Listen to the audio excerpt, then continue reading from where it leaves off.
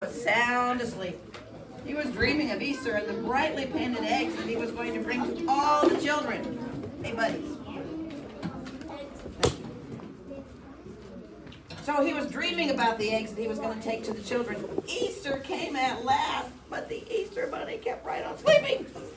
Sleeping forever. There was no sun to wake him up, and it rained all day long. The children were very disappointed not to find eggs hidden on their lawns or in their homes.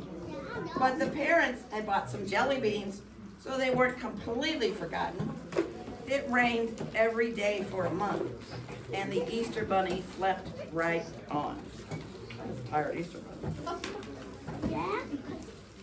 Early in May, the rain stopped. The sun shone into the Easter bunny's burrow and woke him up. He yawned and stretched and put on his new clothes because, of course, he thought it was Easter time.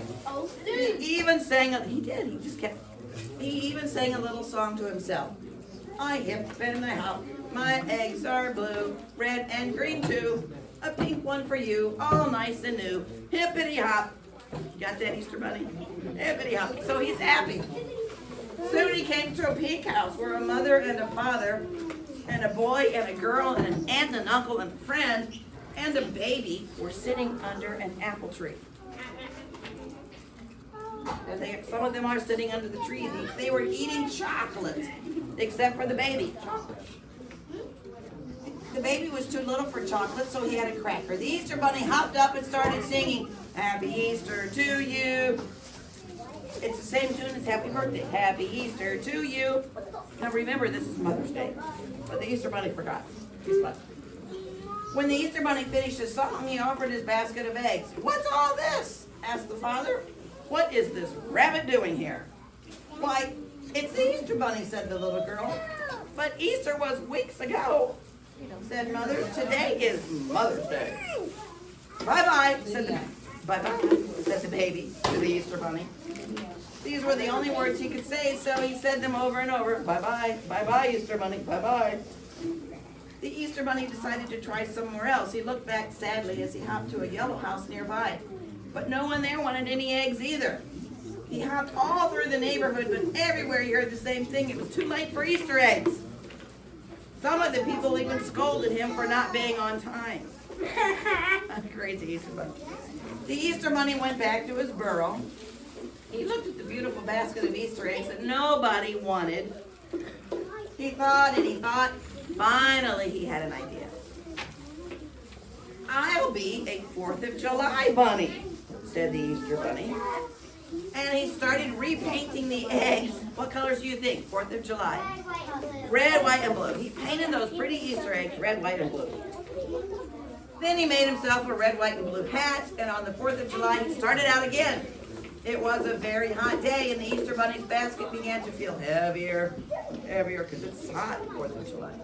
When he came to the center of town, he saw a crowd of people watching a parade. Now that's a cool parade. Look at everybody watching that parade. The band came first, the trumpets and trombones going oom-pa-pa, oom-pa-pa.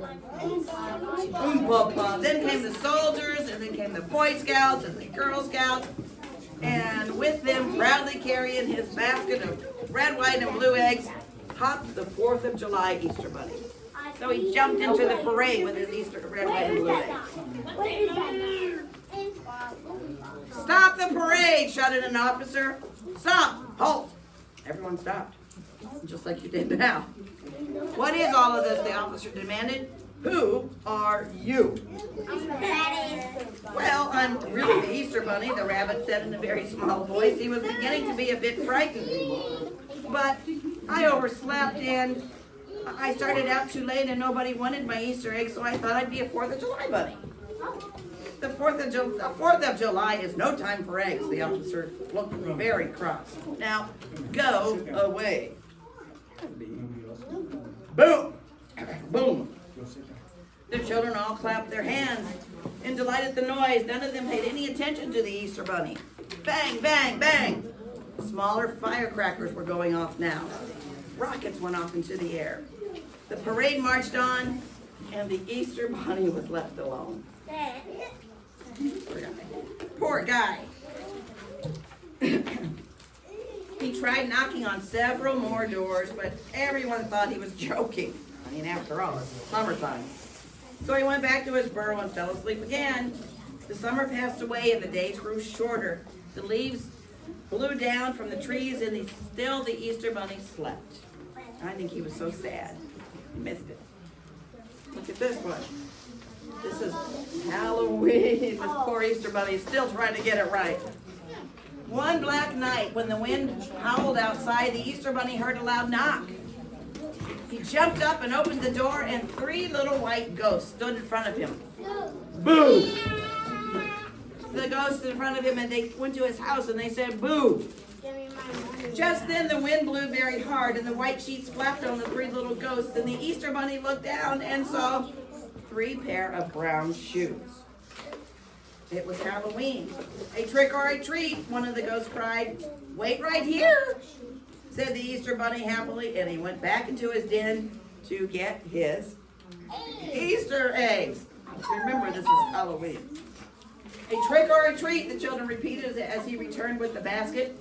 When they saw all the red, white, and blue eggs, the tallest child said, what is this? They're 4th of July eggs, said the Easter Bunny. But this is Halloween, said the middle-sized child. Well, they're really Easter eggs, said the Easter Bunny. He tried to explain it, but he was too tired to tell his whole story over again because he already knew that nobody wanted his red, white, and blue eggs. Easter eggs on Halloween? The smallest child said, that's no treat. The Easter Bunny hung his head. He looked so sad that the children didn't even play a trick on him. They just ran away laughing at him.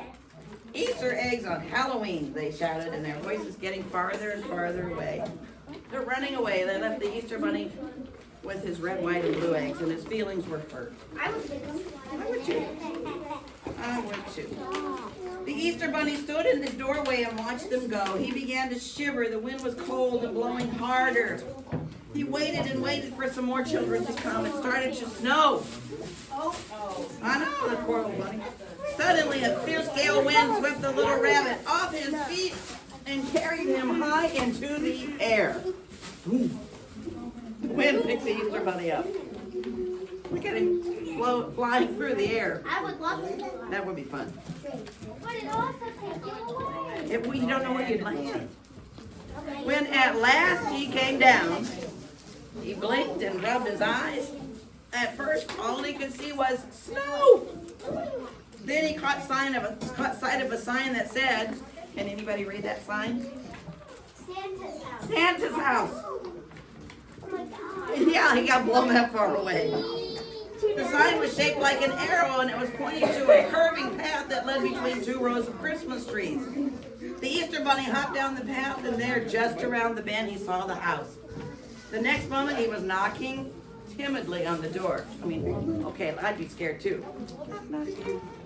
Santa? Santa himself opened it.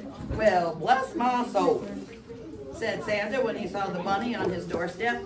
Come in, come in. That was nice of Santa. So the Easter Bunny went in, and once more he told his story, how he had overslept, but nobody wanted his eggs. How he tried on 4th of July, but nobody wanted his eggs, and they chased him away.